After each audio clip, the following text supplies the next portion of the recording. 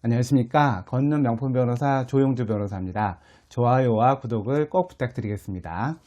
오늘 말씀드릴 사건은 이 청소년들한테 이 술이나 담배를 판매하는 경우에 그 판매한 업체는 영업정지를 당하고 또 청소년보호법 위반으로 이제 벌금 처분을 이제 받는 경우가 있는데요. 일단 청소년에게 그러한 술이나 담배를 파는 거는 잘못된 거죠. 근데 대부분 이제 사건 중에서는 이 청소년들이 신분증을 위조하거나 변조해서 이렇게 제시를 해가지고 이 이제 업주가 속는 경우들이 꽤 많이 있습니다. 그래서 이거를 다투는 행정심판이나 이제 소송 같은 게 많은데요. 이번에 그 서울고등법원에서 판결은 난 게 있는데 어떤 거냐면 인천 서구청에서 이 미성년자한테 신분증을 확인하지 않고 술을 팔았다는 거로 영업정지 2개월을 했거든요.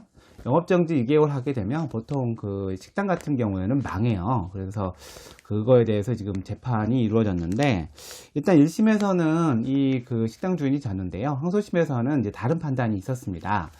이 사건은 18세 미만인 이제 청소년이 그러니까 이전에 벌써 2차례나 위조된 신분증을 가지고 와서 술을 먹었던 거죠. 근데 나중에 세 번째 왔을 때 이미 이제 이 식당을 운영하는 사람은 자주 왔고 이전에도 신분증을 확인해서 미성년자가 아니라고 봤기 때문에 그 다음에는 신분증 확인하지 않고서 이제 술을 팔았다가 이게 단속이 된 겁니다.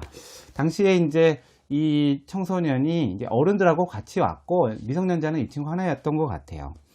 그래서 처음에는 이 사건에 대해서 검찰에서는 일단은 신분증 확인하지 않았고 그 다음에 술을 판 건 맞으니까 기소유예를 했던 부분인데 사실 이 기소유예를 다투려면 헌법소원을 해야 하는 어려운 점이 있어요.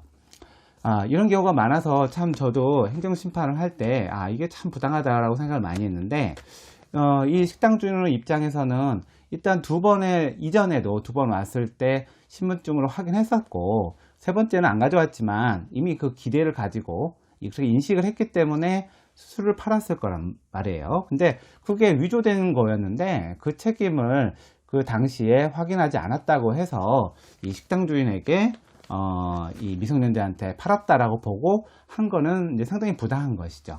그래서 고등법원에서는 이에 대해서 이 식당 주인의 말을 들어서 이미 확인을 했고 이전에도 근데 그거를 위조한 거는 그 청소년이 잘못한 것이고 이미 두 번 해서 이제 청소년이 아니라고 생각해서 술을 팔았는데 이런 것까지 청소년에게 술을 팔았다고 보는 것은 부당하다라고 보고 영업 정지 2개월에 대해서 이제 취소 처분을 하는 판결을 내렸습니다.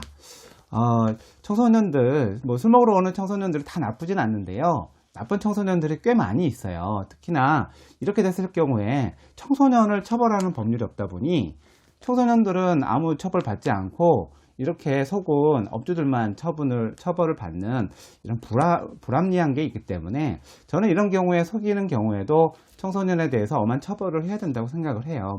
어린 청소년에게 처벌만이 답은 아니지만 그런 게 없다 보니 오히려 이거를 남용하는 청소년들이 있더군요.